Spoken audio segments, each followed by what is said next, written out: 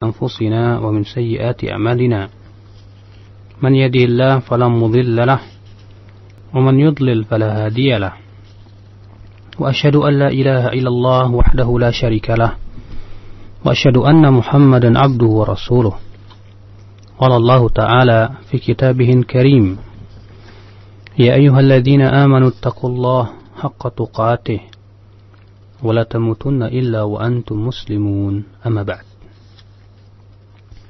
Ayo ikhwah, kita melanjutkan pembahasan kitab Manhaj dan Aqidah Manhaj Imam Syafi'i rahimahullah di dalam menetapkan akidah. Kita masuk kepada fasal yang keempat, yaitu pembahasan tentang al-istithna fil iman.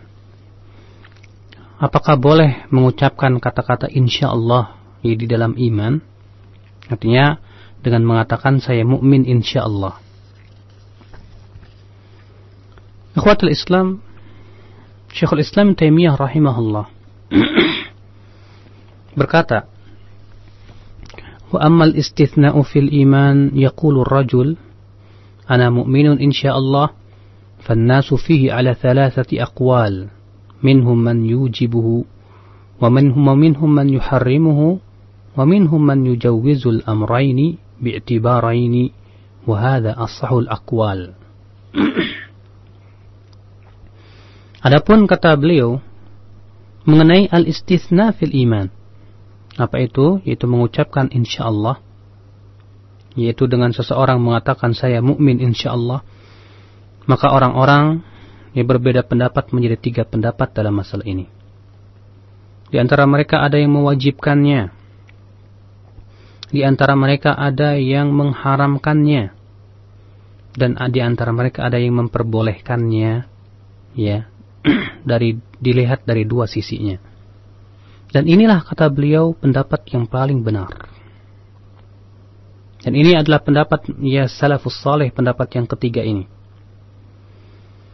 Di antara ulama yang berpendapat hal ini, sebagaimana dikatakan oleh Al-Imam Muhammad bin Al-Husain Al-Ajurri rahimahullah, min sifati ahli al-haqqi mimman dhakarna min ahli al-ilmi al-istithna'u fil iman la ala sabili syakki na'udhu billahi minasyak fil iman walakin khawfu tazkiyah li anfusihim min al-istikmali lil iman la yudra ahwa mimman yastahiqqu haqiqatal iman am la.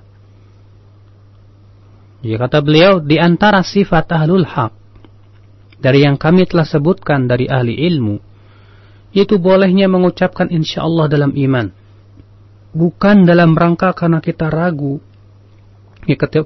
Justru kita berlindung kepada Allah dari yang sifat ragu itu.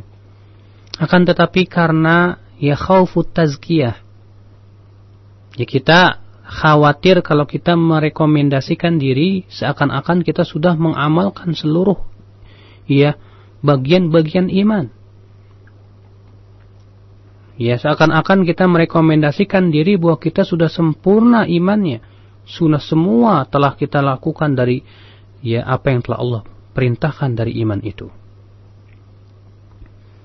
Artinya ketika kita mengatakan ana mu'minun insyaallah, saya beriman insyaallah, bukan dari sisi akidah, maksudnya dari sisi saya ini ragu kepada Allah, tidak. Tapi dari sisi amal, artinya saya tidak tahu saya sudah mengamalkan seluruh iman atau tidak. Apakah saya ini termasuk orang yang berhak mendapatkan hakikat iman atau tidak? وَذَلِكَ أَنَّ أَهْلَ الْعِلْمِ مِنْ أَهْلِ الْحَقِّ إِذَا سُئِلُوا أَمُؤْمِنٌ أَنْتَ قَالَ آمَنْتُ بِاللَّهِ وَمَلَائِكَتِهِ وَكُتُبِهِ وَرُسُلِهِ وَالْيَوْمِ الْآخِرِ وَالْجَنَّةِ وَالنَّارِ وَأَشْبَهِ هَذَا وَالنَّاطِقُ بِهَذَا وَالْمُصَدِّقُ بِهِ بِقَلْبِهِ مُؤْمِنٌ وَإِنَّمَا الِاسْتِثْنَاءُ فِي الْإِيمَانِ لَا يُدْرَى أَهْوَ مِمَّنْ يَسْتَوْجِبُ مَا نَعَتَ اللَّهُ عَزَّ وَجَلَّ فِي بِهِ الْمُؤْمِنِينَ مِنْ حَقِيقَةِ الْإِيمَانِ أَمْ لَا. Kata beliau, para ulama dari ahli haq apabila ditanya apakah engkau beriman, Maka dia menjawab, aku beriman kepada Allah, aku beriman kepada malaikat, kepada kitab-kitabnya, kepada rasulnya, kepada hari akhirat, kepada surga, kepada neraka, dan semua yang gaib, aku beriman. Ya. Akan tetapi dia mengatakan insya Allah, karena saya tidak tahu apakah saya ini termasuk orang-orang yang memang betul-betul yang telah Allah sebutkan sebagai kaum mukminin yang hakiki atau tidak. Sehingga pada waktu itu ya akhi, kata-kata insya Allah ini ya bukan dalam rangka ragu, akan tetapi dalam rangka tidak merekomendasi bahwa saya ini sudah jadi orang yang beriman sejati, yang hakiki, yang sudah mengamalkan ya seluruh bagian-bagian iman itu. Kemudian beliau meneruskan, yaitu Al-Imam Al-Ajurri dalam kitab Asy-Syari'ah, "Hadza tariqus sahabah radhiyallahu anhum wat tabi'in lahum bi ihsanin indahum." Inilah ya jalannya para sahabat, para tabi'in. Annal istithna'a fil a'mal la yakunu fil qawli wat tasdiqi bil qalbi, wa innamal istithna'u fil a'mal al mujibah li haqiqatil iman. Ya, bahwa mengatakan insyaallah dalam amal bukan dalam perkataan dan pembenaran dengan hati, maksudnya ya bukannya kita ragu sebagaimana telah kita bahas tadi. Akan tetapi kita mengatakan insyaallah dalam amal, maksudnya yang mengharuskan kita mendapatkan hakikat keimanan, dalam artian ya kita ini sudah betul-betul sempurna ya hakiki imannya. Nah ini ikhwatal Islam. Dan apa yang dikatakan oleh Al-Ajurri ini adalah madhab salaful ummah. Itulah madhab para sahabat, madhab para tabi'in. Demikian pula ya para imam-imam setelahnya. Dan ini pula yang diyakini oleh Imam Asy-Syafi'i rahimahullah. Ya. Di mana beliau menetapkan, memperbolehkan seseorang mengucapkan insyaallah di dalam rangka meniadakan dari dirinya tidak merekomendasikan bahwa dirinya sudah sangat sempurna imannya. Ikhwatal Islam, ya. Sebagaimana dikatakan oleh Abul Baqa Al-Futuhi Al-Faqih Al-Usuli Al-Hambali, ya, ketika beliau menyebutkan tentang masalah istithna fil iman, mengatakan insyaallah dalam iman, beliau berkata, wa yajuzul istithna'u fihi ay fil iman bi an yaqula ana mu'minun insyaallah. Nassa ala dhalika al-imam Ahmad wal imam Syafi'i wa hukiya an Ibnu Mas'ud radhiyallahu anhum. Dan diperbolehkan mengucapkan insyaallah ya di dalam iman dengan mengatakan saya mukmin insyaallah, dan inilah yang dinyatakan oleh Imam Ahmad dan Imam Syafi'i rahimahullah, dan dihikayatkan dari Abdullah bin Mas'ud radhiyallahu anhu.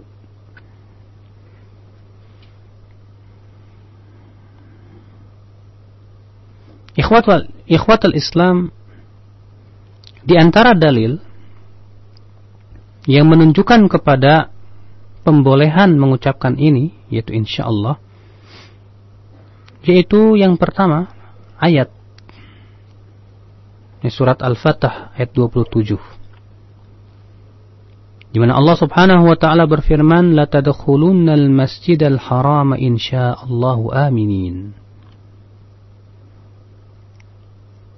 Dan sungguh ya, kalian akan benar-benar memasuki Masjidil Haram insyaallah dalam keadaan aman. Adapun dari sunnah, ya, dalil yang menunjukkan akan bolehnya hal ini adalah perkataan atau doa Rasulullah ketika berziarah kubur, Assalamualaikum dara qaumi mu'minin wa inna insyaallahu bikum lahiqun. Ya, wa inna insyaallah bikum lahiqun. Inilah ikhwatul Islam madhabus salaf. Ya. Dan ini yang diyakini oleh Imam Syafi'i, demikian pula Imam Ahmad bin Hanbal. Sebagaimana Al-Khallal meriwayatkan dari Imam Ahmad bin Hanbal. Beliau ditanya oleh seseorang, ya, qila li amu'minun ant? Qultu na'am, hal alayya fi dhalika syai'? halin nas illa mu'minun wa kafir? Faghadiba Ahmad wa qala hadha kalamul irja'. Wa qala Allah azza wa jalla wa akharuna murjauna li amrillah. Man haula? Thumma qala Ahmad alaysa al-iman qawlan wa amala? Qala ar-rajul bala. Qala faji'na bil qawl. Qala na'am. Qala faji'na bil amal. Qala la. Qala fa kayfa ta'ib an yaqula insyaallah wa istathni? Ya. Ada orang berkata, dikatakan kepada saya, apakah engkau beriman? Aku berkata, ya. Ya. Ya. Apakah saya berdosa kalau melakukan seperti itu?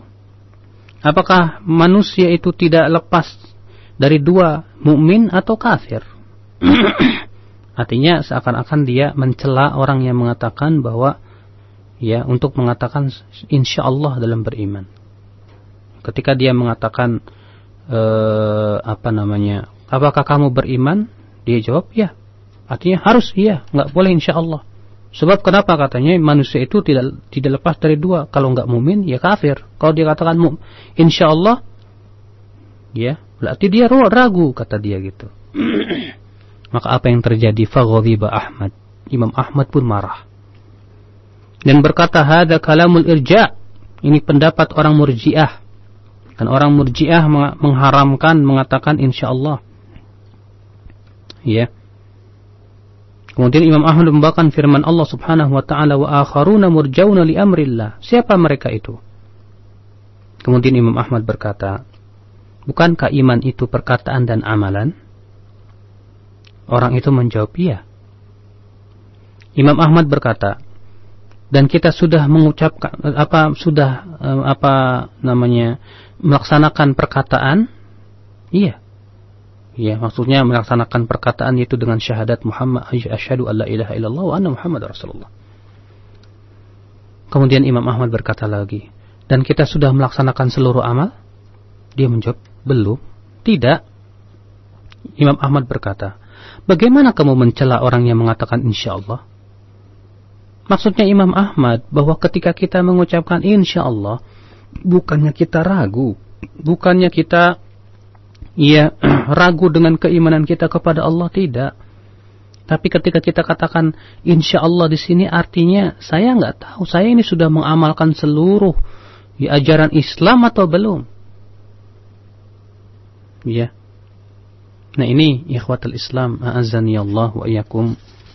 Dan ini sekali lagi adalah merupakan akidah Al-Imam Syafi'i, akidah Al-Imam Ahmad, dan akidah para sahabat dan tabi'in sebagaimana yang dikatakan oleh Al-Imam Al-Ajurri rahimahullah.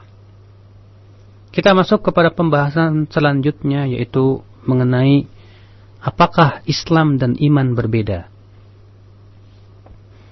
ataukah ia satu. Ini menjadi 3 pendapat. Sebagian ulama mengatakan bahwa iman dan iman itu satu, Islam dan iman itu satu. Dan ini adalah pendapat Al-Imam Bukhari sebagaimana beliau sebutkan dalam sahihnya. Di mana beliau berkata, bab su'alu Jibril an-Nabiy sallallahu alaihi wasallam 'anil iman wal Islam wal ihsan wa ilmi sa'ah wa bayanun Nabi sallallahu alaihi wasallam lahu. Thumma qala ja'a Jibril alaihi salam yu'allimukum dinakum faja'ala dzalika kullahu dina. Bab Jibril bertanya kepada Nabi tentang iman, Islam, ihsan dan ilmu tentang hari kiamat. Dan Nabi sallallahu alaihi wasallam menjelaskan semua itu. Kemudian malaikat Jibril, kemudian Nabi sallallahu bersabda bahwa malaikat Jibril datang untuk mengajarkan agamamu. Di sini Nabi sallallahu alaihi wasallam menjadikan semua itu sebagai agama, artinya satu. Ya. Ini mazhab Imam Bukhari. Sementara mazhab yang kedua bahwa Islam dan iman itu berbeda. Dan ini adalah pendapat Imam Ahmad bin Hanbal. Ya. Dan ini adalah pendapat Abdullah bin Abbas sebagaimana dikatakan oleh Ibnu Mandah. Demikian pula Ibnu Muhammad bin Sirin. Ya. Adapun pendapat yang ketiga adalah pendapat yang menjama antara dua pendapat ini, dan pendapat ini insyaallah yang sahih. Pendapat ini adalah pendapat Syekhul Islam Taimiyah, Al-Imam Al-Khattabi, demikian pula Al-Hafidh Ibnu Rajab. Ya. Yaitu bahwa Islam dan iman dua kata yang apabila bertemu dalam satu kalimat maka maknanya berbeda. Tapi apabila disebut secara sendirian Islam saja atau iman saja, maka mencakup padanya makna yang lainnya, artinya satu. Dan pendapat ini menjamak dua pendapat sebelumnya, bahkan itu wallahu alam yang ditunjukkan oleh dalil-dalil. Ya, kenapa? Karena pertama ketika Rasulullah SAW ditanya tentang Islam, beliau menafsirkan tentang rukun Islam. Ketika ditanya tentang iman, beliau menafsirkan rukun iman. Ya, di sini Rasulullah SAW menafsirkan Islam dengan rukun Islam, iman dengan rukun iman. Namun di dalam riwayat yang lain ketika Rasulullah SAW bersabda, "Atadruna mal iman?" Kaukah kalian apa itu iman? Ya. Kemudian Rasulullah menafsirkannya dengan rukun Islam. At-tasyhadu an la ilaha illallah wa anna Muhammadar Rasulullah. Ya, sehingga itu menunjukkan sebagaimana dikatakan Al-Hafidh Ibnu Rajab bahwa Islam dan iman sama dengan fakir dan miskin. Kalau fakir miskin disatukan fakir miskin, maka fakir itu berbeda dengan miskin. Jadi fakir ini biasanya lebih sulit dia keadaannya daripada orang miskin. Tapi kalau disebutkan fakir saja, masuk padanya makna miskin. Atau disebutkan miskin saja, masuk padanya makna fakir. Demikian pula Islam dan iman. Ya. Al-Hafidh Ibnu Rajab berkata, "Inna minal asma' ma yakunu syamilan li musammayatin muta'addidah 'inda ifradihi wa itlaqihi." Jadi antara nama-nama ada yang mencakup kepada beberapa makna ketika disendirikan atau dimutlakan. Fa idza qurina dzalikal ismu bi ghairi sara dalan 'ala ba'dhi tilkal musammayat. Namun kalau disandingkan dengan nama yang lainnya, maka dia menunjukkan kepada sebagian daripada musammayat tadi, nama-nama tersebut atau makna-makna tersebut. Wa hadza qasmil fakir wal miskin. Ini sama dengan nama fakir dan miskin. Kalau kita katakan fakir miskin, fakir beda, miskin beda. Artinya walaupun di sana ada sedikit persamaan, namun di sana ada sedikit perbedaan. Sehingga masing-masing fakir dan miskin itu menafsirkan bagian-bagiannya saja. Tapi kalau kita katakan fakir saja, maka makna masuk padanya makna miskin. Dan kalau disebutkan miskin saja, masuk padanya adalah kata fakir. Fahakadha ismul Islam wal iman. Demikian pula nama Islam dan iman. Ikhwatul Islam, akan tetapi Al-Imam Syafi'i rahimahullah, kalau kita melihat dari perkataan-perkataan beliau, beliau termasuk ulama yang berpegang atau memegang pendapat yang pertama bahwa Islam dan iman itu satu. Bahwa Islam dan iman itu satu. Walaupun demikian ya akhi, walaupun mereka berbeda pendapat tentang masalah ini, apakah Islam dan iman itu satu atau berbeda, mereka semua tetap bersepakat bahwa orang yang melakukan dosa besar tidak keluar dari millatul Islam. Makanya pembahasan berikutnya adalah yaitu tentang hukum orang yang melakukan dosa besar. Ketahuilah bahwa sesungguhnya Ahlus Sunnati wal Jamaah bersepakat bahwa seorang mukmin tidak boleh dikeluarkan dari iman karena dia melakukan dosa-dosa besar. selama dia tidak meyakini halalnya dosa besar tersebut. Ya. Sebab kalau dia sudah meyakini halal padahal itu haram, berarti sama saja dia menghalalkan apa yang Allah haramkan. Ini sama saja dia menentang. Ini sama saja dia juhud. Ya, juhud itu artinya apa namanya? Ya, dia menentang, mengingkari akan keharaman apa yang Allah Subhanahu wa taala telah tetapkan dalam Al-Qur'an dan Sunnah. Maka orang seperti ini jelas kafir, murtad dari agama Islam. Inilah ya akhi keyakinan Ahlussunnati wal Jamaah. Berbeda dengan orang-orang Khawarij. Orang-orang Khawarij mengatakan bahwa pelaku dosa besar kafir, murtad dari agama Islam. Ya, mereka kekal dalam api neraka. Sementara orang Mu'tazilah mengatakan bahwa orang yang melakukan dosa besar itu di antara dua tempat. Bukan orang mukmin, bukan orang kafir katanya. Namun mereka tetap kekal dalam api neraka. Kebalikannya adalah Murji'ah. Orang Murji'ah berpendapat bahwa selama dia ada tasdik di hatinya, pembenaran dengan hatinya, maka imannya sempurna walaupun dia melakukan dosa besar. Bahkan kata mereka, walaupun dia mencaci maki Allah dan Rasulullah, tetap dia imannya sempurna selama adanya tasdik.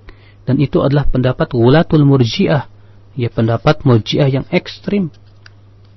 Ini berbeda ya akhi dengan Ahlussunnati wal Jamaah. Ikhwatul Islam, a'azani Allah wa iyyakum. Sesungguhnya Ahlussunnati wal Jamaah ketika berpendapat bahwasannya ya dosa besar itu tidak mengeluarkan pelakunya dari millatul Islam, mereka menjamak ya antara hadis-hadis yang menunjukkan bahwa mereka dalam api neraka dan membawakan hadis-hadis yang menunjukkan bahwa mereka tidak keluar dari Islam. Di antara dalil yang menunjukkan kepada hal itu ya akhi, yaitu firman Allah Subhanahu wa taala di dalam surat An-Nisa ayat 48 dan 116. Innallaha la yaghfiru an yushraka bih wa yaghfiru ma duna dzalika liman yasha.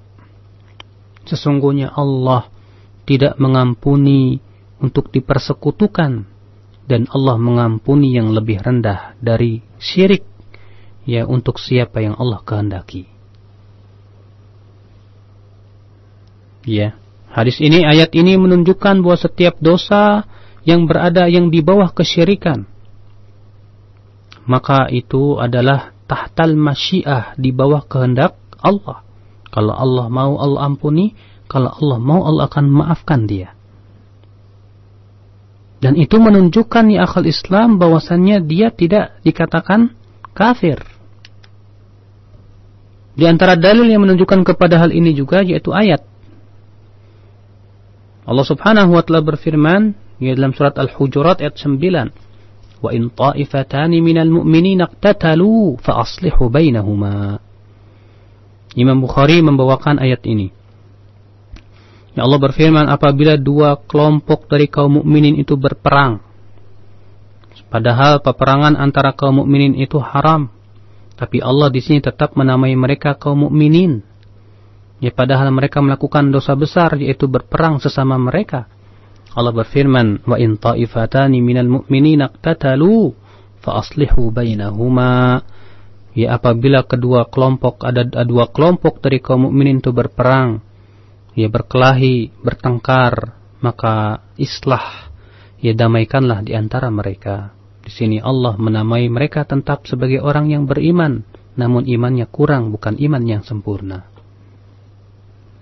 Ini dalil yang jelas sekali bahwa orang yang melakukan dosa besar, ya tidak dikeluarkan dari millatul Islam. Ya. Demikian pula di antara hadis yang menunjukkan kepada hal ini ya akhi, yaitu hadis yang dikeluarkan oleh Imam Muslim. Ya, dari hadis Abu Dzar, ia berkata, ataitu Nabiy sallallahu alaihi wasallam wa huwa naimun alaihi thawbun abyad. aku mendatangi Nabi sallallahu alaihi wasallam yang beliau sedang dalam keadaan tidur memakai pakaian putih. Tsumma ataituhu fa idza huwa naimun. Kemudian aku datangi lagi kedua kalinya, ternyata beliau masih tidur. Tsumma ataitu, kemudian ketiga kalinya aku datangi lagi, wa qad istayqadha, ternyata beliau sudah bangun. Fajalastu ilaihi, laku aku pun duduk di sampingnya. Faqal, maka Rasulullah sallallahu alaihi wasallam bersabda, "Ma min 'abdin qala la ilaha illallah thumma mata 'ala dzalika dakhala al-jannah." Tidak ada seorang hamba pun yang mengucapkan la ilaha illallah kemudian ia mati di atas la ilaha illallah, ia pasti akan masuk ke dalam surga. Qultu, Abu Dzar berkata, "Wa in zana wa in sarak?" Walaupun dia berzina dan mencuri, hai Rasulullah. Kata Rasulullah, "Wa in zana wa in sarak." Ya, walaupun dia berzina dan mencuri. Aku berkata, "Wa in zana wa in sarak?" Ya, walaupun dia berzina dan mencuri, hai Rasulullah. Kata Rasulullah, ya, walaupun dia berzina dan mencuri. Kemudian Abu Dzar mengulangi lagi, sampai 4 kali. Maka Rasulullah menjawab, "Ala raqmi anfi Abi Dzar," walaupun Abu Dzar tidak suka. Ya. Subhanallah. Di sini Rasulullah mengatakan siapa saja dari hamba yang mati di atas la ilaha illallah, dia tetap masuk surga walaupun dia berzina dan mencuri. Itu menunjukkan bahwasannya bahwa orang yang melakukan dosa besar, di sini disebutkan zina dan mencuri, maka ia tidak dikatakan kafir murtad dari agama Islam. Namun juga hadis ini bukan hujah buat orang yang suka berzina atau mencuri dengan mengatakan, gampang, yang penting kan saya syahadat la ilaha illallah. Ya, saya berzina mau mencuri terserah. Nanti kalau saya masuk neraka juga nanti bakalan diangkat sama Allah. Masya Allah. Apa dia tidak takut?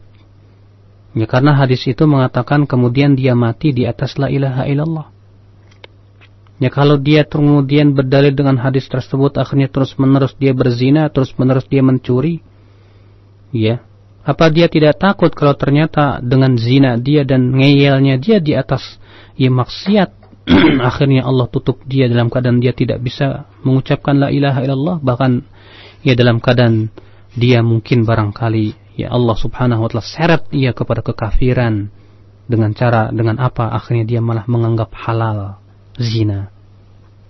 Kalau dia sudah menganggap halal, menganggap zina itu boleh-boleh saja, kafir murtad dari agama Islam dengan ijma' para ulama. Ya. Ikhwatal Islam, inilah dalil-dalil ahlu sunnati wal jamaah. Adapun orang-orang khawarij berdalil untuk mengkafirkan pelaku dosa besar, di antara dalilnya yaitu hadis, la yazni zani hina yazni wa huwa mu'min, wa la yasriqu sariqu hina yasriq wa huwa mu'min, wa la yashrabul khamra hina yashrabuha wa huwa mu'min. Tidaklah orang yang berzina ketika dia berzina disebut mukmin. Tidaklah orang yang mencuri ketika ia mencuri disebut mukmin. Ya. Dan tidaklah orang yang minum arak ketika ia meminumnya dia dalam keadaan beriman. Kata orang Khawarij, kalau dia tidak dalam keadaan beriman tentu dikatakan dia kafir. Ya. Akan tetapi Ahlus Sunnati wal Jamaah tidak demikian memahami hadis ini. Sebab di antara keyakinan Ahlussunnah wal Jamaah bahwa sabda Rasulullah tidak mungkin saling bertabrakan. Apa yang diucapkan oleh Rasulullah SAW tidak bertentangan dengan apa yang beliau ucapkan di sabda yang lainnya. Karena dalam hadis yang dalam Abu Dzar tadi disebutkan bahwa walaupun dia berzina, walaupun dia mencuri, kata Rasulullah, ya. Namun dalam hadis ini ia mengatakan tidaklah seseorang berzina ketika dia berzina dalam keadaan dia beriman. Maksudnya, kata para ulama, sebagaimana dikatakan Imam Nawawi dalam syarah terhadap hadis tersebut, hadzal hadis mimma ikhtalafa al-ulama fi ma'nahu. Para ulama berbeda pendapat mengenai makna hadis ini. Fal qaulus sahih alladhi qalahu al-muhaqqiqun, dan pendapat yang sahih yang dipegang oleh para muhaqqiq anna ma'nahu la yaf'alu hadhihi al-ma'asi wa huwa kamilul iman. Ya, artinya dalam keadaan dia berbuat maksiat, ya imannya berkurang dan tidak sempurna. Ya, imannya berkurang tidak sempurna. Sehingga ya perkataan seperti ini tidak menunjukkan bahwa dia kafir. Tapi ya dikatakan dia mukmin, ya naqisul iman, mukmin tapi kurang imannya dan fasik dengan perbuatan dosa besarnya itu. Dan inilah ya akhi mazhab Ahlussunnati wal Jamaah. Dan ini pula yang diyakini oleh Imam Syafi'i rahimahullah. Di mana Al-Imam Syafi'i rahimahullah ya mempunyai keyakinan sama dengan keyakinan, dan karena memang beliau pun termasuk ulama atau imam Ahlussunnati wal Jamaah, beliau memandang bahwasannya pelaku dosa besar ya tidak dikatakan kafir murtad dari agama Islam. Berkata Al-Imam Syafi'i rahimahullah dalam kitab ketika beliau berbicara tentang orang yang lari dari medan perang. Kata beliau, man tawalla yawm az-zahfi la mutaharrifan la munharifan liqital wa la mutahayyizan ila fi'ah khiftu alaihi illa an ya'fu Allahu an yakuna qad ba'a bi sakhatin min Allah. Barang siapa yang berlari dari medan perang bukan karena mau bergabung dengan pasukan kaum muslimin yang lain, ya maka aku khawatir kecuali kalau Allah maafkan dia kembali kepada Allah dengan kemurkaan dari Allah Subhanahu wa taala. Perhatikan kata-kata illa an ya'fu Allah, kecuali kalau Allah maafkan dia. Artinya dia di bawah kehendak Allah. Ya kalau Allah mau, Allah akan adab dia, kalau Allah mau, Allah akan maafkan dia, dan ini keyakinan ahli sunnati wal jamaah. Ya. Ikhwatal Islam, a'azzani Allah wa iyyakum. Jadi kesimpulannya bahwasanya Imam Syafi'i rahimahullah ia memandang bahwasanya pelaku dosa besar itu tidak keluar dia dari Islam dengan dosanya. Ya. Tapi dia telah kehilangan kesempurnaan iman, sehingga tidak boleh kita mutlakkan iman kepada dia dengan mengatakan mukminun kamil, mukmin secara mutlak, bahwa dia mukmin secara sempurna, tidak. Tapi kita katakan mukminun bi imanihi fasiqun bi kabiratihi, bahwa ia mukmin dengan imannya dan fasik dengan dosa besarnya. Akhal Islam, ya termasuk dosa besar yang dibuah kesyirikan adalah berhukum dan hukum selain Allah.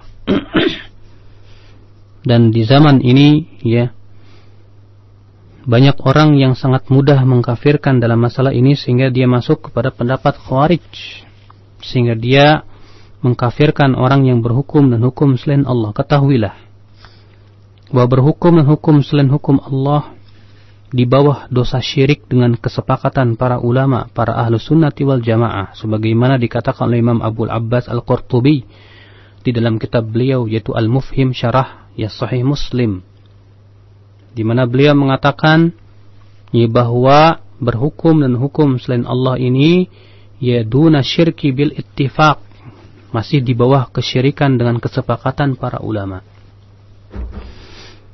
Maka dari itulah orang yang berhukum dan hukum selain Allah sama keadaannya dengan orang yang berzina, dengan orang yang mencuri. Dia sudah melakukan dosa yang besar, yang menjadikan pelakunya fasik.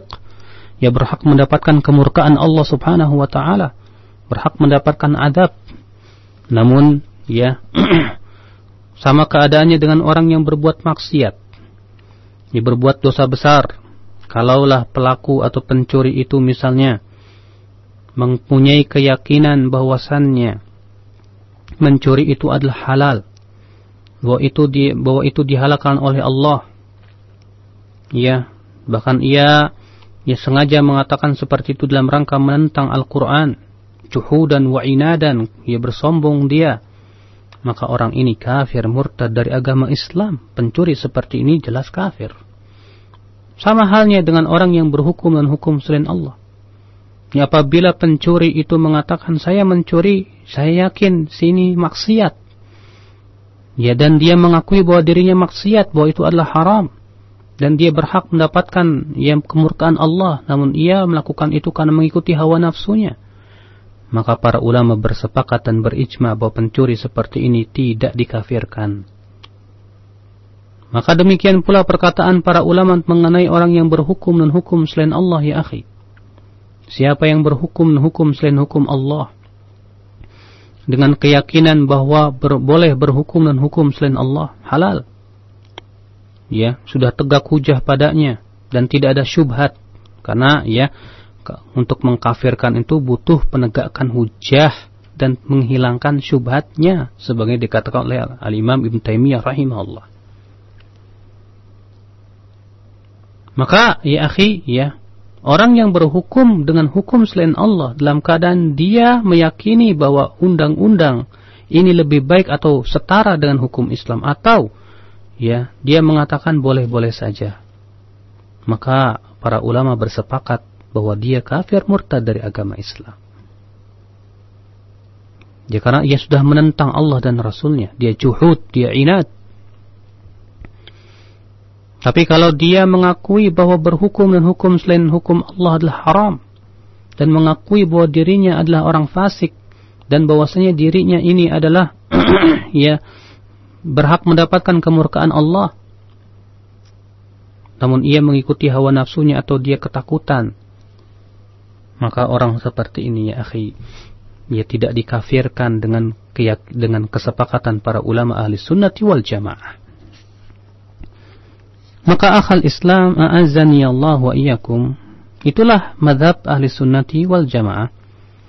Dan inilah keyakinan al-Imam Syafi'i rahimahullah, ya, bahwa ya, orang yang melakukan dosa besar, dia tidak kafir murtad dari agama Islam, masih dikatakan dia muslim, dan namun dia adalah orang yang fasik yang telah kehilangan kesempurnaan iman. Wallahu a'lam, saya kira cukup ya pembahasan kita pada pagi hari ini, dan insyaallah kita lanjutkan dengan pembahasan berikutnya ya pada pertemuan yang akan datang. Nah, demikian ikhwatal Islam, sesi materi dari pembahasan kitab Manhaj al-Imam Syafi'i fi Itsbatil Aqidah yang disampaikan oleh Al-Ustaz Abu Yahya Badrus Salam hafizahullahu taala. Ikhwatal Islam, kita memasuki sesi tanya jawab untuk saat ini.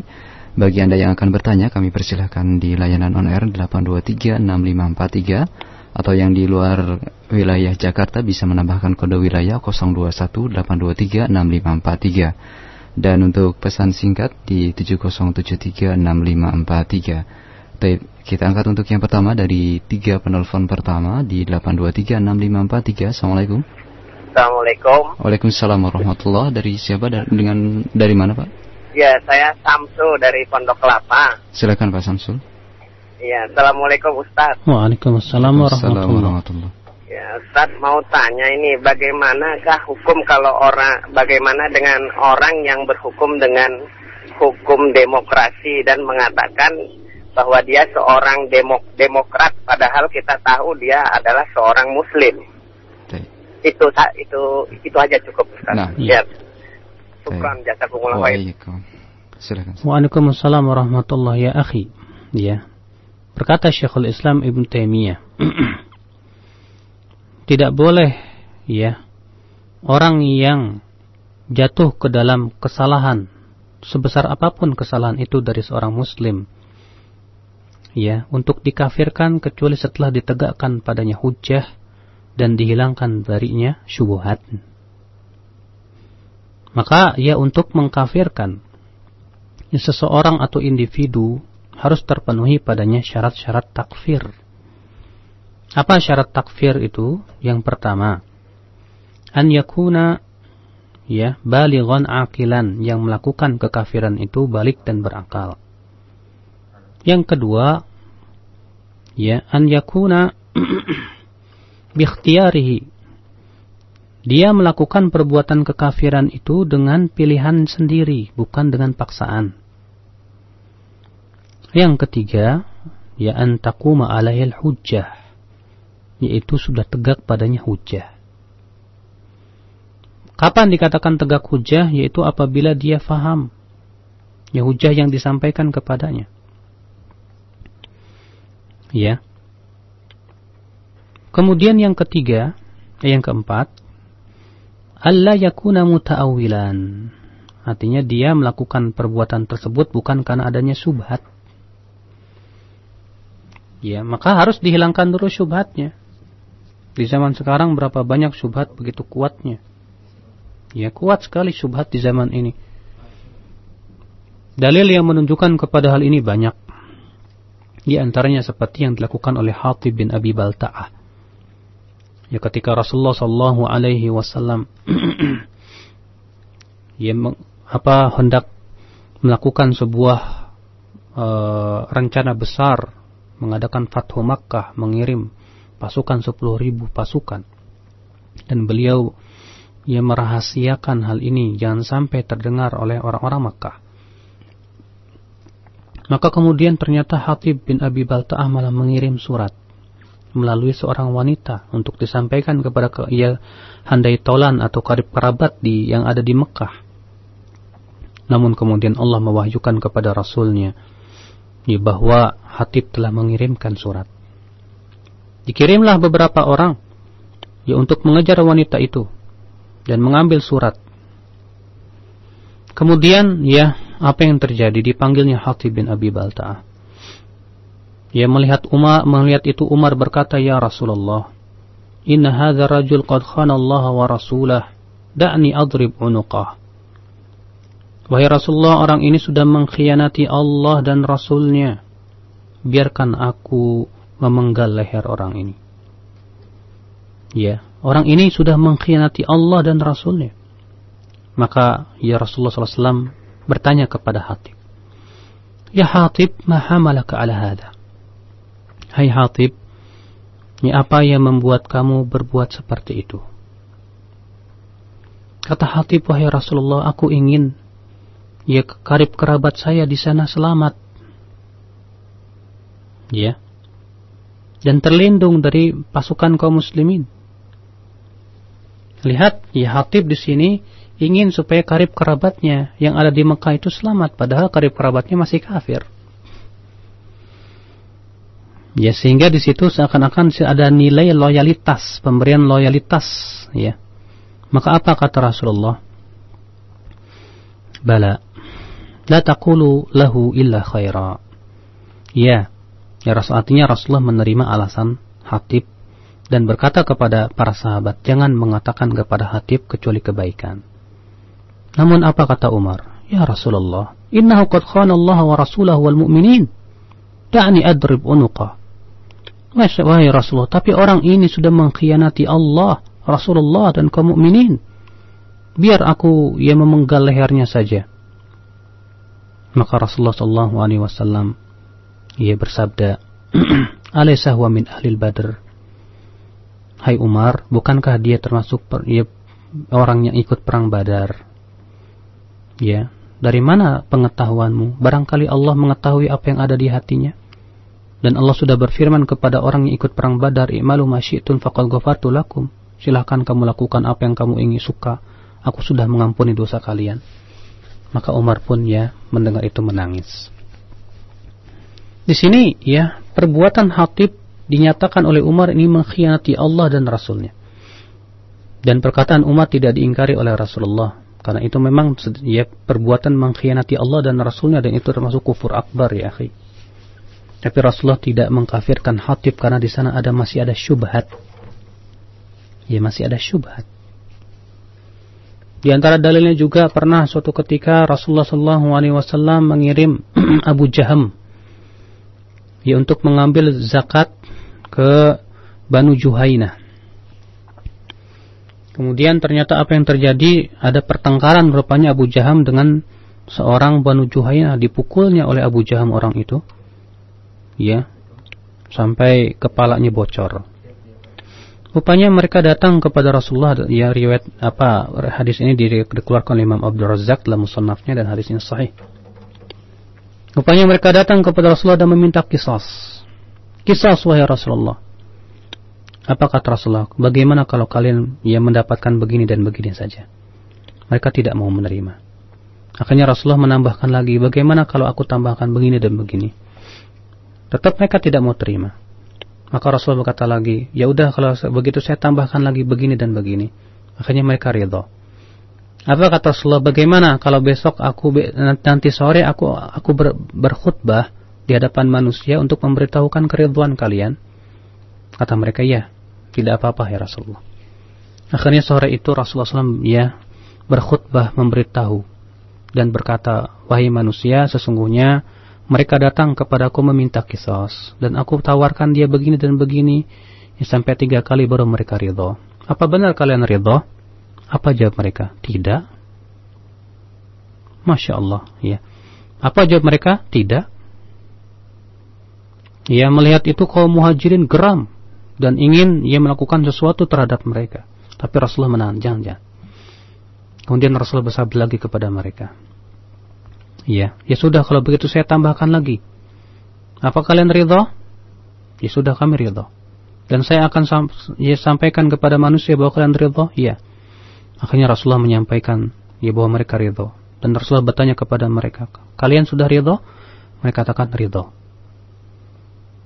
Ibnu Hazm berkata dalam kitab Al-Muhalla, ayat hadis ini menunjukkan dengan tegas bahwa orang yang masih bodoh yaitu tidak dikafirkan. Sebab orang ini tegas sekali mendustakan Rasulullah. Dan itu dari sisi kufurnya, kufur takdzib. Dan itu jelas kufur akbar, tapi ternyata Rasulullah tidak mengkafirkan mereka karena kebodohan mereka, kebadawian mereka. Nah, disinilah ayyuhal ikhwah ahlus sunnati wal jamaah, begitu hati-hati untuk mengkafirkan orang. Ahlus sunnah wal jamaah berusaha untuk menegakkan hujah, mendakwahi mereka dengan penuh kelemah lembutan, menyampaikan kepada mereka penuh kasih sayang, karena memang ahlus sunnah wal jamaah sebagai disifati oleh Syekhul Islam, mereka adalah a'lamun nasi bil haqqi wa arhamuhum lil khalqi, orang yang paling tahu tentang kebenaran dan orang yang paling sayang kepada manusia. Ya. Bukankah lebih baik kalau kita sibukkan mendakwahi mereka, ya, agar mereka mau sadar kembali kepada Allah dengan penuh kelembutan dan kasih sayang, daripada kita sibukkan, kita kafirkan mereka, akhirnya mereka semakin jauh lari dari Islam, mereka semakin lari dan jauh dari kebenaran. Itu sama saja ya akhi, kita membantu setan untuk menjadikan mereka semakin lari dari kebenaran ini. Maka akhal Islam, a'azzani Allah wa iyyakum, Rasul kita yang mulia sudah mengingatkan bahwa masalah kafir mengkafirkan berat, bukan masalah ringan. Beliau bersabda, man qala li akhihi, orang yang berkata, idza qala li akhihi, orang yang berkata kepada saudaranya, hai kafir, akan kembali kepada salah satunya. Kalau ternyata tidak sesuai dengan yang diucapkan, maka akan kembali kepada yang mengucapkannya. Makanya para ulama sudah mewanti-wanti masalah kafir dan kafirkan ini masalah besar, masalah berbahaya. Al-Qurtubi berkata, babut takfir babun khatir, aqdama alaihi al-kathir fasaqatu, wa tamassaka wa tawaqqafa fihi al-fuhul fasalimu. Masalah kafir mengkafirkan itu masalah yang sangat berbahaya. Berapa banyak orang yang berani mengkafirkan, mereka jatuh dalam kesalahan. Dan berapa banyak para ulama besar yang berhati-hati, mereka pun selamat. Syekh Fauzan mengatakan bahwa hak kafir mengkafirkan bukan orang awam, tapi hak mengkafirkan itu adalah para ulama, para mahkamah syariah, para ulama yang kuat keilmuannya. Adapun kita orang awam tidak berhak, akhi, kecuali memang jelas orang-orang yang di luar Islam, Yahudi, Nasrani, wajib kita kafirkan. Nah, ini ikhwatul Islam, a'azzani Allah wa iyyakum. Jangan sampai kemudian kita seperti ada orang yang mengatakan, apa sih susahnya kita mengkafirkan? Mereka tuh kafir, fir katanya. Subhanallah. Musibah, orang seperti ini terlihat tidak punya ilmu dan sedikit waraknya, dan sedikit pengetahuan dia bagaimana bahaya masalah kafir mengkafirkan dan perkataan-perkataan para ulama tentang masalah ini. Allahul musta'an. Kita hanya mohon kepada Allah agar Allah memperbaiki keadaan kaum muslimin, memberikan hidayah dan petunjuk kepada para pendidik petinggi negara ini supaya mereka kembali kepada Allah Subhanahu wa taala. Nah. Baik. Demikian untuk selanjutnya kita angkat pertanyaan dari Pak Abidin di Tanah Kusir. Silakan Pak. Assalamualaikum warahmatullahi wabarakatuh. Waalaikumsalam warahmatullahi wabarakatuh. Silakan Pak Abidin. Agak melenceng sedikit Ustaz. Iya. Cuma ini saya baru kali ini saya bertanya. Sebelumnya saya ingin sekali bertanya di radio maupun di media-media lain, namun baru kali ini Ustaz. Iya, tentang tilawah Al-Quran Ustaz. Saya punya pengalaman Ustaz, maaf agak cerita sedikit. Dari tahun 92 saya membaca Al-Quran gitu ya. Pada awalnya saya berpikir, kenapa saya selalu membaca terus tanpa sekali memahami gitu ya, maksudnya membaca terjemahnya gitu. Iya. Dari tahun 2002 maksud saya Ustaz, bukan 2002. Saya mencoba membaca terjemah. Pada awalnya itu saya berlalu begitu saja. Tidak masuk gitu. Tapi terus saya baca sampai sekarang ini Ustaz. Sampai. Jadi subhanallah, demikian indahnya rupanya Ustaz. Timbul rasa cinta Ustaz. Jadi apa-apa yang dibaca seperti di Roja kadang seringkali kan tilawah Quran. Saya tuh mengikuti dengan rasa indahnya karena saya tahu terjemahnya seperti apa gitu. Iya. Jadi dan ini saya laksanakan di rumah saya. Awalnya di musola, terus ada mengatakan katanya sebaik-baiknya di rumah. Maka itu saya laksanakan di rumah. Gitu saja. Cuma saya cara pembacanya seperti itu suara saya agak keraskan sedikit dengan maksud. Pertanyaannya apa? Quran terjemah.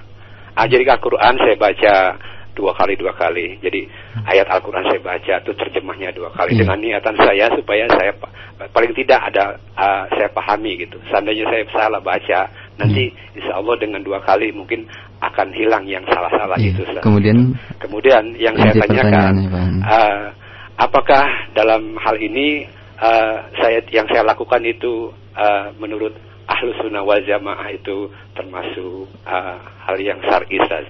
Gitu aja Ustaz. Ya. Assalamualaikum warahmatullahi wabarakatuh. Waalaikumsalam warahmatullahi wabarakatuh. Ya, Masya Allah ya, mudah-mudahan Allah terus memberikan kepada Bapak semangat terus untuk mempelajari dan memperdalam Al-Quran. Ya, sebagaimana Rasulullah bersabda, khairukum man ta'allama Al-Quran wa 'allamah. Sebaik-baik kamu adalah yang mempelajari Al-Quran dan mengajarkan Al-Quran. Maka Bapak ya, semangat Bapak untuk ya mempelajari Al-Quran. Demikian pula Bapak alhamdulillah sudah merasakan keindahan Al-Quran. Maka ya harus dibarengi dengan yang lebih dari itu. Apa itu? Tentu ya sesuai dengan apa yang dibimbing oleh para ulama bahwa kita mempelajari Al-Quran jangan hanya sebatas ya mempelajari dari terjemahannya saja.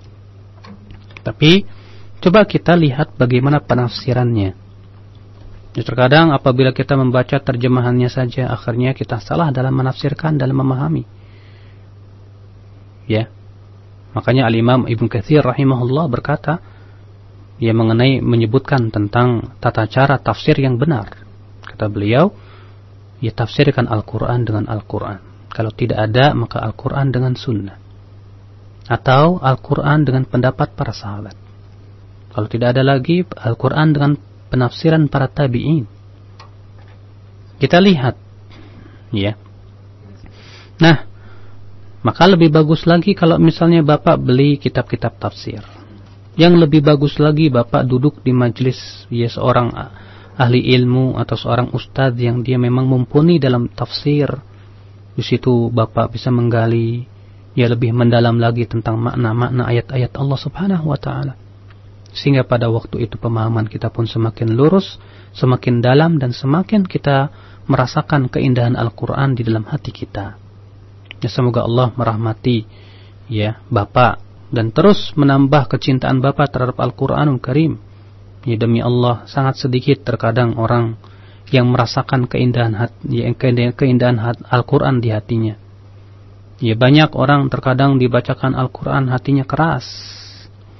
Ya, dia lebih suka untuk membaca dongeng-dongeng, dia lebih suka untuk membaca ya cerita-cerita fiksi ataupun ya hal-hal yang lainnya, dan tidak mau mendengarkan cerita-cerita dan kisah-kisah Al-Qur'anul Karim. Saya ingat sebuah kisah di zaman sahabat. Ya, adalah suatu ketika Salman Al-Farisi datang ke kota Kufah. Lalu orang-orang datang berduyun-duyun ketika mereka mendengar bahwa Salman Al-Farisi datang. Akhirnya, ya waktu itu Salman Al-Farisi sedang ada di masjid. Rupanya orang-orang berduyun-duyun datang ke masjid sampai berkumpul 1.000 orang. Maka Salman Al-Farisi pun kemudian berdiri dan membacakan surat-surat Yusuf. Rupanya apa yang terjadi, orang-orang bepergian satu persatu sampai ya tinggal 100 orang. Maka melihat itu Salman Al-Farisi marah dan berkata, "Az-zukhruf minal qawli aradtum?" Ya, hatta idza qara'tu surat Yusuf ya alaikum dhahabtum. Apakah kalian yang kalian sukai itu adalah perkataan-perkataan atau cerita-cerita yang diindah-indahkan, dan ketika aku bacakan kepada kalian Al-Quran, kalian malah pergi berpencar? Subhanallah. Ya, maka cukup ya, dan orang yang merasakan keindahan, kenikmatan ketika mempelajari Al-Quran, itu sudah diberikan oleh Allah kenikmatan yang Masya Allah, ya luar biasa. Maka kita mohon kepada Allah supaya kita semakin ditambah cahaya kita, ya, kesungguhan kita untuk mempelajari Al-Quran dan hadis-hadis Nabi Sallallahu Alaihi Wasallam. Tapi untuk selanjutnya kita angkat kembali dari Abu Fairuz di Semper, Jakarta Utara. Assalamualaikum. Waalaikumsalam warahmatullahi. Nah, silakan Akhi. Ini Ustaz, di Indonesia ini banyak sekali ya kelompok yang terlalu mudah mengkafirkan. Iya. Kalau bisa dibahas secara khusus nih tentang qadhiyatut takfir baina ahli sunnah wal firaqud dolal. Artinya biar jelas gitu kelompok-kelompok yang satu siapa gitu. Iya. Allah.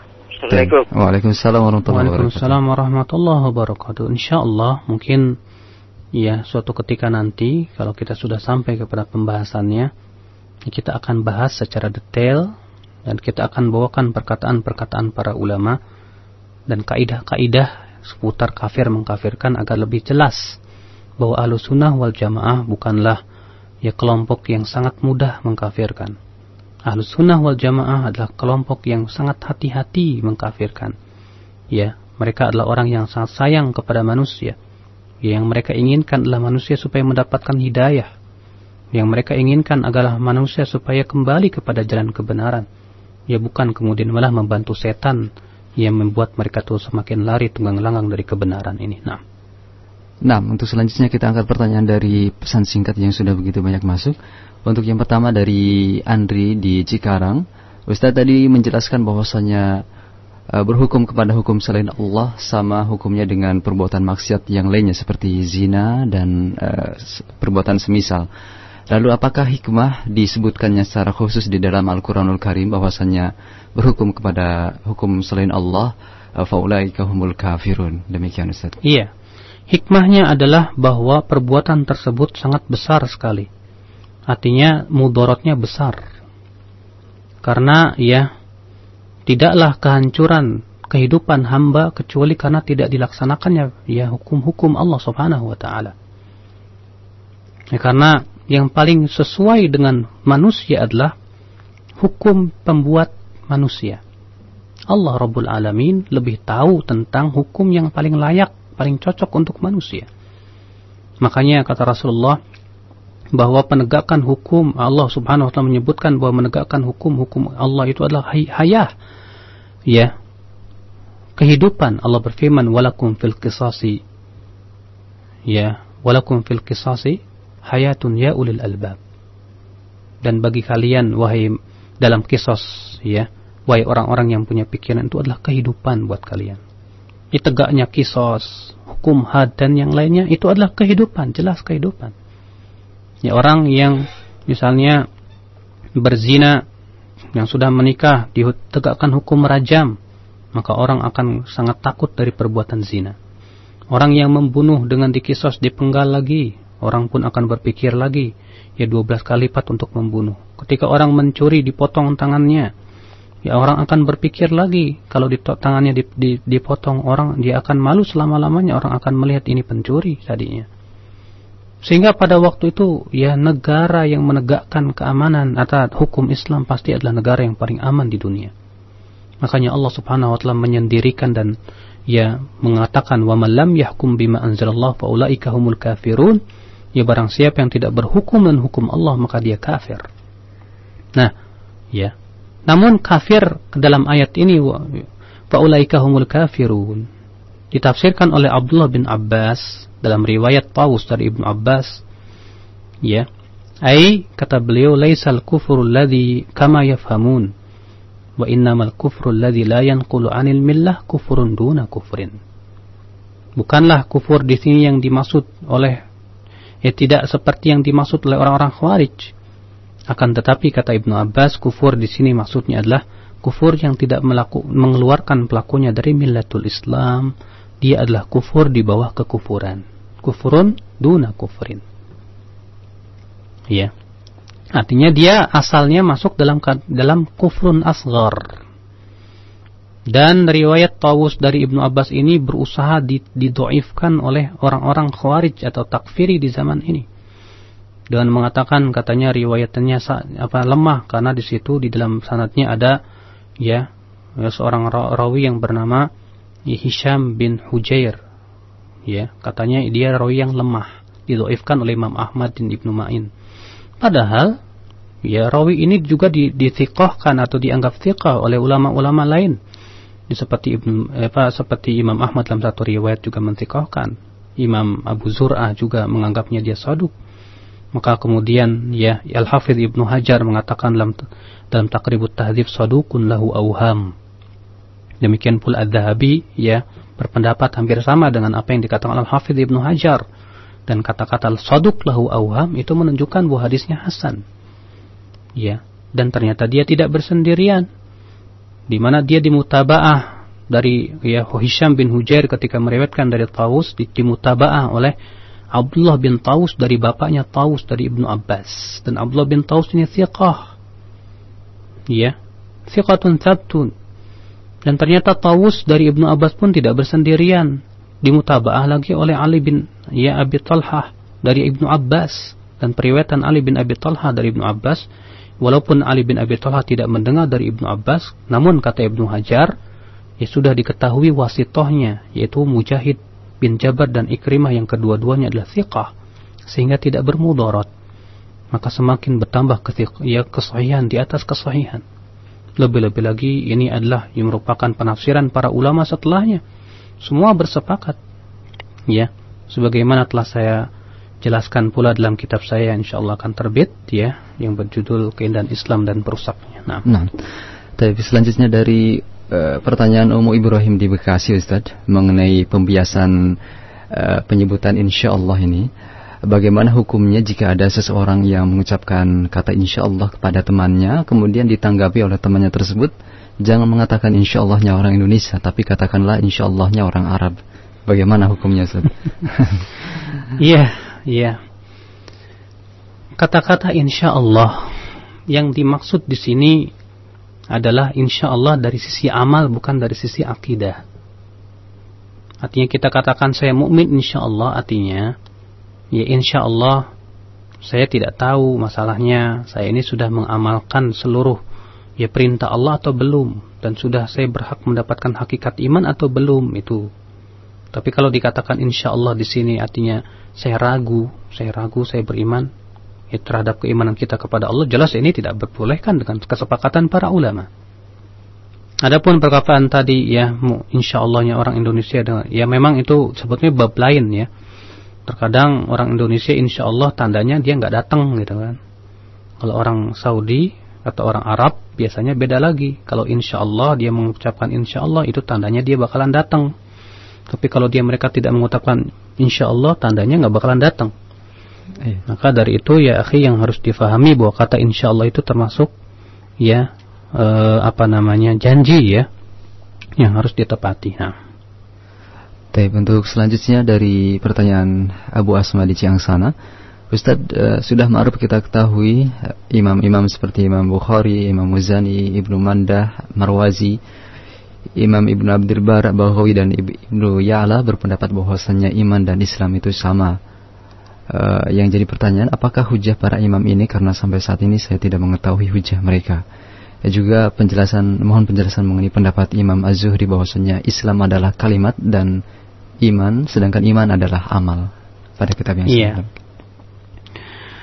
Pertama, akhi, Imam Bukhari berdalil dengan hadis Jibril tadi. Ketika Rasulullah ditanya tentang Islam, iman, ihsan. Kemudian di akhirnya, nah ini pendalilan Imam Bukhari. Imam Bukhari di situ berdalil. Ini ketika Rasulullah bertanya kepada Umar, tahukah engkau hai Umar siapa yang datang tadi itu? Kata Umar, Allah dan Rasulnya lebih tahu. Kata Rasulullah apa? Innahu Jibril ja'a yu'allimukum dinakum. Dia itu tadi itu malaikat Jibril. Dia datang untuk mengajarkan agamamu. Di sini kata Imam Bukhari, ya, bahwa Allah dan Rasulullah menjadikan semuanya, yaitu Islam, iman, ihsan sebagai agama satu. Ini menunjukkan kata Imam Bukhari bahwa Islam dan iman itu satu, tidak ada bedanya. Ya. Namun Al-Hafidh Ibnu Hajar tampaknya melihat pendalilan Imam Bukhari dalam Fathul Bari ini lemah. Ya, sebab kata beliau, kalau kita melihat dari teks hadis itu, Rasulullah membedakan antara Islam, iman dan ihsan. Ya. Makanya sudah saya sebutkan bahwa perkataan yang rajih adalah perkataan Syekhul Islam Taimiyah, karena di antara dalil yang mereka katakan bahwa Islam dan iman itu satu, itu hadis juga yang menunjukkan bahwa ketika Rasulullah SAW bertanya tentang tahukah kalian apa itu iman, dijawab oleh Rasulullah dengan rukun Islam. Dan ini juga dalil yang dijadikan pegangan bahwa Islam dan iman itu satu. Mereka yang mengatakan beda itu berdasarkan dengan ayat. Ya qalatil a'rabu amanna qul lam tu'minu walakin qulu aslamna. Dia berkata orang Arab Badawi, kami beriman. Katakan, ya kamu belum beriman, tapi katakan kami Islam. Di sini Allah membedakan antara muslim dengan mukmin. Juga di antara dalil yang menunjukkan akan pembedaan Islam dan iman, hadis yang dikutip Bukhari juga, bahwa Rasulullah SAW pernah membagi-bagi ghanimah kepada suatu kaum. Sementara Sa'ad bin Abi Waqqas sedang duduk. Ternyata Rasulullah SAW meninggalkan seseorang tidak dikasih. Maka Sa'ad berkata, ya Rasulullah, ma laka an fulan? Fa wallahi inni la arahu mu'mina. Hai Rasulullah, kenapa engkau tinggalkan si fulan, tidak dikasih? Demi Allah aku melihat dia orang beriman, mukmin. Maka Rasulullah menjawab apa? Oh muslim, atau dia muslim. Jadi di sini Rasulullah membedakan antara mukmin dan muslim. Namun, ya, Syekhul Islam Taimiyah menjamak antara dua pendapat tersebut. Dan ini jamak yang sangat bagus sekali. Adapun makna daripada perkataan Imam Az-Zuhri bahwa Islam adalah kalimat dan iman adalah amal. Karena, ya, orang yang mengucapkan syahadat la ilaha illallah Muhammadur Rasulullah dihukum dia muslim. Makanya disebut kalimat, yaitu kalimat syahadat, kalimat, ya, dua kalimat syahadat. La ilaha illallah Muhammadur Rasulullah. Orang munafik dihukumi muslim selama ya di dunia ini dihukumi muslim karena dia memperlihatkan kalimat syahadat la ilaha illallah. Ya. Makanya Imam Zuhri mengatakan bahwa seorang muslim itu disebut muslim sebatas mengucapkan kalimat la ilaha illallah Muhammadur Rasulullah sudah dikatakan Islam. Muslim. Makanya Imam Zuhri yang mengatakan Islam adalah kalimat. Sahih. Sebagaimana juga ditunjukkan oleh ya hadis bahwa pernah Usama bin Zaid diutus oleh Rasulullah untuk memerangi ya kaum Juhaina. Kata Usama, fasabbahna al-adu, maka kami menyerang musuh di waktu pagi. Fa adraktu rajulan, lalu aku berhasil mengejar seseorang. Tapi ternyata dia mengucapkan la ilaha illallah. Dia mengucapkan la ilaha illallah. Maka aku tetap membunuh dia. Namun hatiku menjadi gelisah, kata Usama. dan menceritakan kejadian itu kepada Rasulullah, maka Rasulullah SAW bersabda, ya, qataltahu ba'da ma qala la ilaha illallah. Apakah kamu bunuh dia setelah dia mengucapkan la ilaha illallah? Dia perhatikan kata-kata setelah dia mengucapkan la ilaha illallah. Atau apa kata Usama? Tapi dia mengucapkannya, hai Rasulullah, karena takut dibunuh saja. Maka Rasulullah marah dan berkata, afala syaqaqta qalbaka, kenapa kamu tidak belek sekali hatinya? Ya, kenapa kamu tidak sekalian belek hatinya itu? Supaya kamu tahu apakah dia mengucapkannya, apakah dia mengucapkannya karena takut pedang atau tidak. Terus Rasulullah mengulangi sampai-sampai kata Usama, aku berharap baru masuk Islam pada waktu itu. Ya. Nah, jadi apa yang dikatakan Imam Az-Zuhri bahwa Islam adalah kalimat, artinya kalimat syahadat Muhammadur Rasulullah. Artinya setiap orang yang memperlihatkan syahadatain dan berucap syahadat, ya kita hukumi dia muslim. Iman itu amal. Itu adalah merupakan sesuatu yang melebihi dari Islam. Itu berupa amal, ya salat, zakat, semua adalah bagian-bagian dari iman. Itu yang merupakan adalah ya konsekuensi dari iman, yang merupakan bahwa amal adalah bagian dari iman, dan iman itu adalah ditunjukkan dan direalisasikan dengan amal juga. Nah, satu pertanyaan terakhir saja untuk kesempatan pagi hari ini dari pesan singkat kembali. Ustaz, dulu guru saya pernah menyatakan bahwasanya yang dimaksud dengan rukun iman adalah bukannya 6 itu, tetapi yang 3, yakni lisan, hati, dan amaliyah. Mohon penjelasannya, Ustaz. Jelas, ikhwatal Islam a'azzani Allah wa iyyakum. Ya. Keyakinan dengan hati, kemudian ya ucapan dengan lisan dan amalan dengan anggota badan, itu adalah merupakan penafsiran ataupun iman menurut istilah para ulama. Di mana ya keyakinan hati, ucapan dengan lisan dan amalan dengan anggota badan itu adalah rukun yang harus dilaksanakan oleh seorang hamba dalam keimanan. Ketika Rasulullah ditanya tentang apa itu iman, maka Rasulullah menafsirkan tentang iman. Iman kepada Allah, malaikatnya, kitab-kitabnya. Ya. Artinya bahwa iman itu adalah sifatnya batin, artinya kita meyakini dengan hati. Ya, bahwa keyakinan-keyakinan seperti ini adalah perkara yang sifatnya sangat pokok sekali. Ya, maka siapa yang tidak mengimani malaikat, kafir. Siapa yang tidak beriman kepada hari akhirat, ya jelas dia pun kafir. Sehingga iman yang disebutkan oleh Rasulullah disebut oleh para ulama sebagai arkanul iman. Makanya ya para ulama dalam kitab-kitab mereka ketika menyebutkan apa itu rukun iman ada 6 berdasarkan hadis Jibril tadi. Tapi ketika mereka membahas tentang apa itu definisi iman secara istilah, definisi iman secara istilah adalah ya keyakinan dengan hati, ucapan dengan lisan, dan amalan dengan anggota badan. Ini sama sekali tidak bertentangan, ya tidak bertentangan dengan hadis Jibril tadi. Karena semua agama ini masuk dalam iman. Ya semua agama itu adalah masuk dalam iman. Perbuatan kita, sholat, zakat, haji, semua masuk dalam iman. Namun di sana ada yang merupakan pokok iman, yang apabila hilang dia imannya akan hilang pula iman. Ya, seperti halnya apa? Keyakinan, meyakini Allah sebagai Rabb, malaikatnya, beriman kepada itu semua adalah pokok-pokok iman. Yang apabila kehilangan iman ini akan hilang imannya dan dia kafir murtad dari agama Islam. Ada lagi yang merupakan wajibatul iman, kewajiban iman. Nah, kewajiban ini yang akan menyebabkan iman itu hilang kesempurnaannya, tapi tidak hilang sama sekali. Ya, seperti orang yang misalnya ya dia berbuat maksiat atau meninggalkan kewajiban-kewajiban yang Allah wajibkan kepadanya. Bukan karena dia juhud dan inat atau menganggap halal, tidak. Akan tetapi dia meninggalkan itu karena mengikuti hawa nafsunya. Maka orang ini kita katakan ya fasik, tapi tidak dikafirkan. Artinya kesempurnaan imannya hilang. Ada lagi yang merupakan mustahabbatul iman, iman yang sifatnya ya istihbab sunnah. Itu ya amalan-amalan yang sifatnya sunnah. Dan ini adalah merupakan sesuatu yang melebihi dari kesempurnaan iman, yang apabila kehilangannya tidak mempengaruhi kesempurnaan iman. Ya, ini pembahasannya telah dibahas oleh Syekhul Islam Taimiyah dalam rahimahullah dalam Majmu' Fatawa. Ya, wallahu a'lam. Sekira cukup. Subhanakallahumma bihamdik, asyhadu an la ilaha illa anta, astaghfiruka wa atubu ilaik. Wassalamu alaikum warahmatullahi wabarakatuh.